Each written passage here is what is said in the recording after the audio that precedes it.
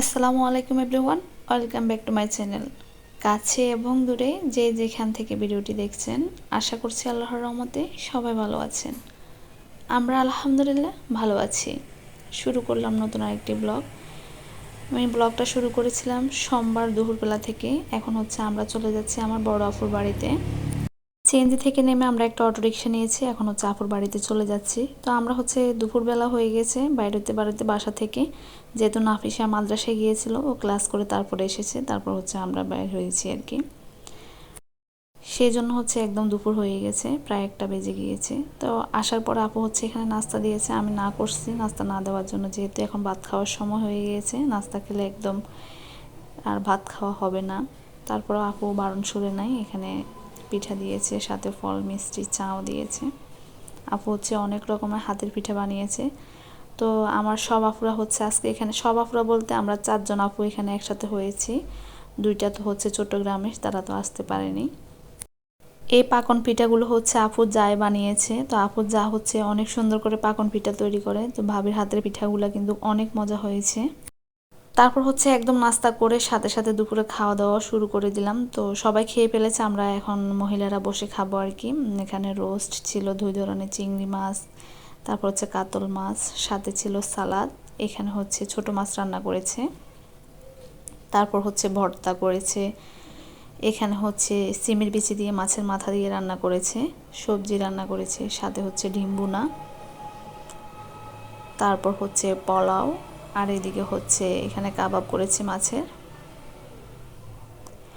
আসলে অনেক কিছু রান্না করেছে আপু। তারপর হচ্ছে এখানে শিং মাছ রান্না করেছে, এখানে হচ্ছে গরুর মাংস রান্না করেছে, মানে অনেকগুলো আইটেম তৈরি করেছে। আমরা সবাই বকাবকি করতেছি এতগুলো কিভাবে খাবো।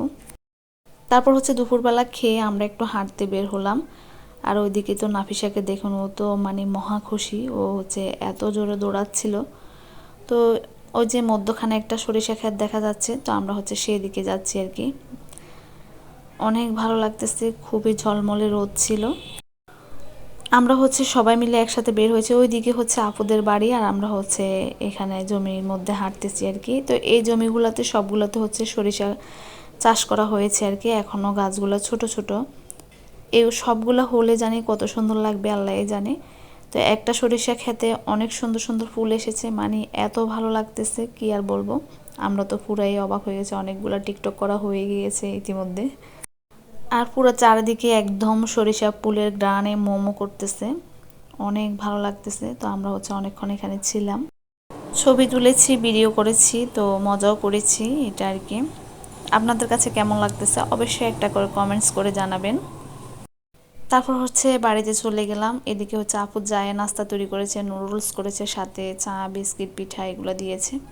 তো ভাবির হাতে রান্না বান্না কিন্তু অনেক মজা, আলহামদুলিল্লাহ সবাই কিন্তু তৃপ্তি সহকারে খেয়ে নিয়েছে। আর পিঠাগুলো তো ভাবি বরাবর অনেক ভালো বানায় আর কি। আরও আগে একবার আমার জন্য বাসায় বানিয়ে পাঠিয়েছিল পিঠাগুলা, তো এগুলা অনেক মজা হয়। ভাবির হচ্ছে বাবার বাড়ি কুমিল্লাতে, তো ভাবি হচ্ছে ওদিকে, ওরা কিন্তু অনেক ধরনের পিঠা তৈরি করে, তো ভাবিও কিন্তু অনেক পিঠা তৈরি করতে পারে। তো এইদিকে হচ্ছে চাটা অনেক মজা হয়েছে, তো আমরা সবাই মিলে খেয়ে তারপর চলে যাব আর কি। তো ভাবিকে অসংখ্য ধন্যবাদ এত কষ্ট করার জন্য।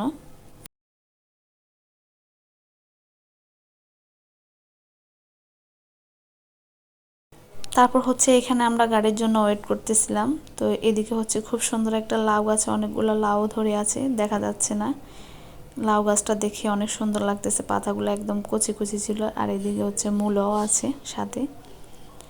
আসলে গ্রামগঞ্জে আসলে দেখা যায় কত কিছু মানুষ চাষ করে, আর খেতেও এগুলো একদম ফ্রেশ ফ্রেশ, অনেক ভালো লাগে আর কি। ভিডিওটা আজকে এই পর্যন্ত। সবাই ভালো থাকবেন, সুস্থ থাকবেন, আমাদের জন্য দোয়া করবেন। আপনাদের জন্য দোয়া রইল। আল্লাহ হাফেজ।